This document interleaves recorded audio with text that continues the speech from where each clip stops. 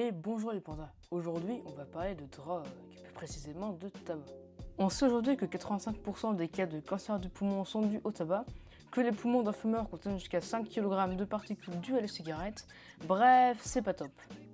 Le souci c'est que la plante de tabac produit de la nicotine, une molécule qui stimule les réseaux de la récompense du cerveau, ce qui libère de la dopamine et fait en sorte que nous apprécions beaucoup le tabac. Comme le tabac est une industrie qui pèse lourd et qui enrichit beaucoup les États, on ne pourra jamais interdire sa production d'un claquement de doigts. Alors je me suis dit, si on ne peut pas empêcher la production de tabac, pourquoi on ne fait pas directement disparaître la plante qui en est à l'origine? Ça me semblait être une chouette idée, alors je me suis mis à chercher. Je tapais conditions de pousse tabac sur Google et rien qu'en tapant ça, je me suis dit que les gens autour de moi risquaient de me prendre pour un type chelou. J'ai vu qu'il fallait des températures entre 15 et 35 degrés pour faire pousser du tabac, ce qui étaient des conditions assez idéales, mais que ça allait être très compliqué de réaliser notre objectif si on voulait se baser sur ça. Mais j'ai quand même eu deux idées. 1. Réchauffer la température moyenne de 20 degrés pour que les plantes de tabac ne puissent plus pousser. Ou 2. Refroidir la température moyenne sur Terre de quelques degrés, 2 ou 3, pas plus, pour que les plantes de tabac ne puissent également plus pousser. La première idée est beaucoup trop extrême, car réchauffer de 20 degrés la température moyenne sur Terre implique que certaines zones du monde aient une température moyenne de plus de 60 degrés. Et clairement, on n'y résisterait pas. Surtout qu'il faut garder à l'esprit qu'il s'agit d'une moyenne, et donc que les records de température sont sûrement comparables à la température qui règne dans une cocotte minute. Alors, je suis parti sur ma deuxième idée. C'est plus simple que la température moyenne sur Terre est déjà de 15 degrés. Mais ce n'est qu'une moyenne, il ne fait pas 15 degrés partout, vous le savez bien. Pour refroidir la planète, on peut injecter dans l'atmosphère du dioxyde de soufre, un gaz qui formerait une couche opaque, ce qui bloquerait les rayons du soleil et ce qui diminuerait par conséquent l'énergie reçue par le sol, et donc refroidirait la planète. Pour cela, on peut faire entrer en éruption plusieurs supervolcans pour dégager masse de dioxyde de soufre. Un peu comme l'éruption du volcan Toba en Indonésie il y a environ 75 000 ans. Ce type d'événement peut refroidir à lui seul une bonne partie de la planète et serait idéal pour notre objectif. D'ailleurs, le volcan Toba a créé un hiver volcanique mondial de 6 à 10 ans ayant entraîné des baisses de température allant de 3 à 3,5 degrés. De quoi catapulter la température moyenne de la Terre à environ 12 degrés, ce qui est parfait pour notre objectif. Le problème, c'est que ce genre d'éruption ne se produit que très rarement. Et la dernière fois que ça nous est arrivé, ça a projeté notre espèce au bord de l'extinction. Comme c'est un petit peu compliqué de doser précisément avec des volcans, on pourrait injecter nous-mêmes le dioxyde de soufre dans l'atmosphère. J'ai vu qu'un projet similaire avait déjà été proposé et qu'il consistait à expédier 5 millions de tonnes de dioxyde de soufre dans de gros dirigeables à 30 000 mètres d'altitude. Ce projet a pour but de ralentir le réchauffement climatique et non de refroidir la planète. Alors je me suis dit qu'en augmentant un chouïa les quantités de dioxyde de soufre, on pourrait avoir un effet un peu plus intéressant. Je précise d'ailleurs que pour calculer le volume de soufre qu'il faut éjecter, je vais faire des approximations énormes. On va d'abord supposer que tous les gaz rejetés par le volcan Toba sont de dioxyde de soufre et on ne va pas s'intéresser à d'éventuelles impuretés qui pourront être rejetées en brûlant du soufre. Pour obtenir un volume de gaz comparable à celui dégagé par le supervolcan Toba, j'ai calculé qu'il faudrait 813 km3 de dioxyde de soufre, en gros une sphère de la taille de Paris. Et que pour cela, il faudrait brûler une masse de quelques 2 138 190 000 tonnes de dioxyde de soufre. Et pour obtenir autant de SO2, il faut brûler toute la production annuelle de soufre pendant 32 ans. Alors déjà, le projet à la base, il coûtait 500 milliards d'euros par an si on envoie le dioxyde de soufre avec des dirigeables, et un peu moins, seulement 5,5 milliards si on envoie le soufre avec des Boeing. Alors autant dire que si on augmente cette masse jusqu'à obtenir ce niveau-là, le coût du projet, on l'explose totalement. Donc si on prend en compte la masse de dioxyde de soufre qui est de 2 138 190 000 tonnes, le coût du projet qui est de 500 milliards d'euros par an et la durée du projet qui est de 32 ans, et qu'on fait un petit calcul, on se rend compte que notre projet coûte la bagatelle de, tenez-vous bien, 684 220 milliards d'euros. C'est pas réalisable, 684 000 milliards d'euros.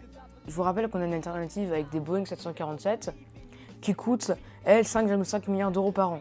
Et même si on prend cette alternative qui est quand même beaucoup moins chère, le projet coûte quand même 75 264 milliards d'euros. Donc dans tous les cas, c'est pas réalisable. Et le problème auquel on est confronté est de taille, car pour extraire autant de dioxyde de soufre sur une si longue durée, on risque également d'accélérer le réchauffement climatique.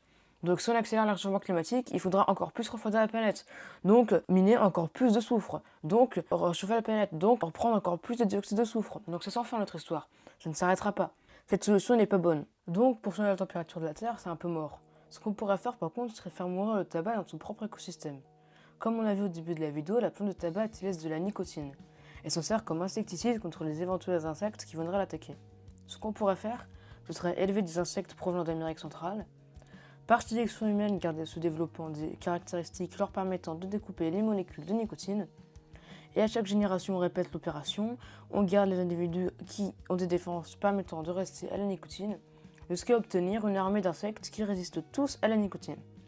Une fois ce travail fait, on n'a plus qu'à les lâcher en milieu naturel, attendre que ça se fasse, les individus qui n'ont pas été modifiés génétiquement seront désavantagés par rapport aux nôtres, et par sélection naturelle, ils finiront par disparaître complètement. Du coup, soit la plante de tabac va disparaître à cause des insectes qui auront bouffé tous les plants, soit au fil de l'évolution, la nicotine étant devenue inutile, elle sera délaissée par la plante. Avec cette solution, on est sûr que le tabac ne sera plus addictif même s'il ne disparaît pas. Et si notre armée d'insectes mutants est assez rapide et que le tabac n'a pas eu le temps de s'adapter, alors là, nous aurons gagné. Le tabac aura disparu!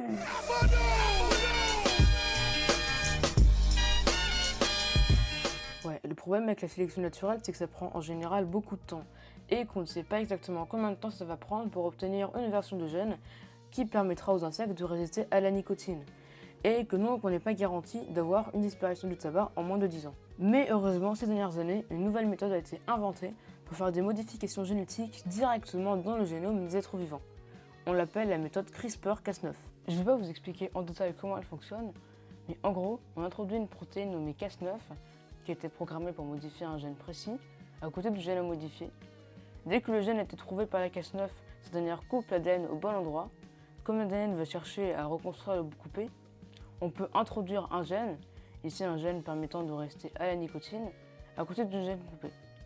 Cette dernière va donc remplacer l'ancien gène par le nouveau gène qu'on aura introduit.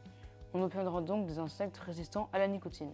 Une fois notre armée d'insectes mutants constituée, il faudra larguer tout ça en Asie et en Amérique, là où il y a la grosse majorité de plantations de tabac. Les insectes, eux, ne tarderont pas à remarquer les endroits où il y a excessivement beaucoup trop de nourriture, c'est-à-dire les plants de tabac. Ils vont donc tout naturellement les envahir et tout bouffer comme des voraces. Et en quelques mois, c'est plié. On n'a plus assez de plants de tabac dans le monde pour qu'on puisse le commercialiser et c'en est fini. Donc, si on récapitule, on a le choix entre faire baisser la température moyenne sur Terre en faisant péter Yellowstone, vider le sol de tout son souffle pendant 30 ans pour faire du SO2 et donc créer un hiver volcanique mondial, ou alors créer une armée d'insectes mutants pour déglinguer le tabac. On n'est pas dans la merde. La meilleure solution est de loin la plus réalisable. Mais rien qu'en pensant à envoyer volontairement des armées d'insectes pour détruire des cultures, je me dis que ça pose quand même un gros problème éthique. Premièrement, modifier l'ADN de l'animal n'est pas non plus hyper justifiable. Là, on parle de modifier génétiquement des insectes, mais quand ce sera fait sur des humains, vous n'aurez pas la même tête. Ensuite, plusieurs milliers de personnes vivent de cette culture, et tout détruire avec des insectes revient à ruiner leurs efforts et à supprimer leur travail. Et surtout que je pense que si on supprime le tabac, une autre drogue finira par le remplacer tôt ou tard. Donc on est face à un dilemme, car peu importe notre solution, on met au chômage des milliers de gens. Du coup, est-ce que c'est une bonne idée de faire disparaître le tabac ? Voilà, c'est sur ce que nous concluons cette vidéo. J'espère qu'elle vous aura donné des idées. Vous pouvez répondre au sondage en fiche pour savoir quelle est votre solution préférée pour faire disparaître le tabac. Si vous avez aimé la vidéo, vous pouvez me le dire dans les commentaires ou me proposer d'autres idées. Et vous abonner à ma chaîne YouTube. Moi je vous dis à bientôt pour de nouvelles vidéos.